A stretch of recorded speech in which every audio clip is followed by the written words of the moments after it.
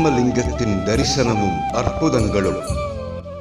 சுமார் 300 ஆண்டுகளுக்கு முன்னர் சிவனடியார் ஒருவர் காசிக்கு யாத்திரை சென்ற நேரம் கங்கை கரையில் அவர் ஸ்நானம் செய்துவிட்டு விஸ்வநாதரை தரிசிக்க வரும்பொழுது கங்கை கரையிலே ஒரு ஜடா முகடதாரியாக தோன்றிய ஒரு யோகியானவர் ஆத்மலிங்கத்தை அவரிடம் அளித்து உலக நன்மைக்காக பூஜை செய்து வருமாறும் தக்க தருணத்தில் மகா சிவம் என்னும் ஓலைச்சுவடிகள் வாயிலாக யாரிடம் ஆத்மலிங்கத்தை ஒப்புவிக்க வேண்டும் என்று வருகின்றதோ அவரிடம் ஆத்மலிங்கத்தை ஒப்படைக்குமாறு கூறி அவர் திடீரென்று மறைந்து விட்டார்.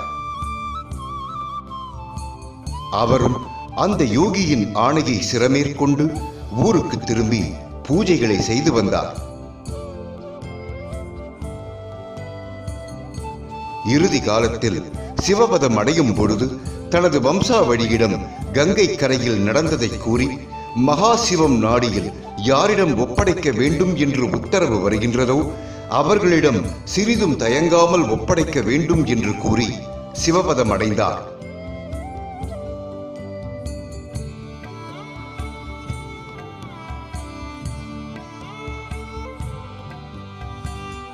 அதன்படி சுமார் 10 ஆண்டுகளுக்கு முன்பாக திருவிடைமருதூரில் இறைப்பணிகள் ஆற்றி வரும் திரு கருணாகர சுவாமிகளிடம்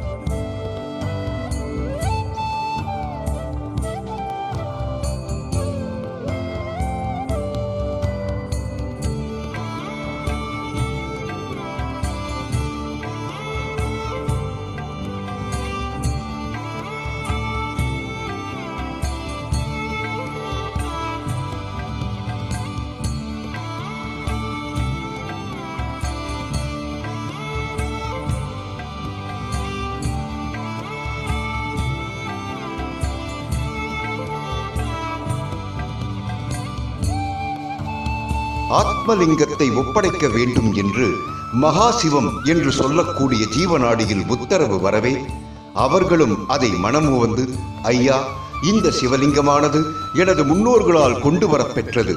தாங்கள் தயவு செய்து ஏற்றுக்கொண்டு உலக நன்மைக்காக பூஜை செய்து வர வேண்டும் என்று வேண்டிக் கொண்டனர். அதன்படியே பிரம்மச்சரியாக வாழும் திரு கருணாகர சுவாமிகளும் அந்த ஆத்மலிங்கத்தை இறைவனின் உத்தரவு என்று பெற்றுக்கொண்டு இன்று வரை சிறப்பாக பூஜைகளை செய்து வருகின்றார். தன்னால் இயன்ற தொண்டுகளையும் ஆங்காங்கே செய்து கொண்டு வருகின்றார்.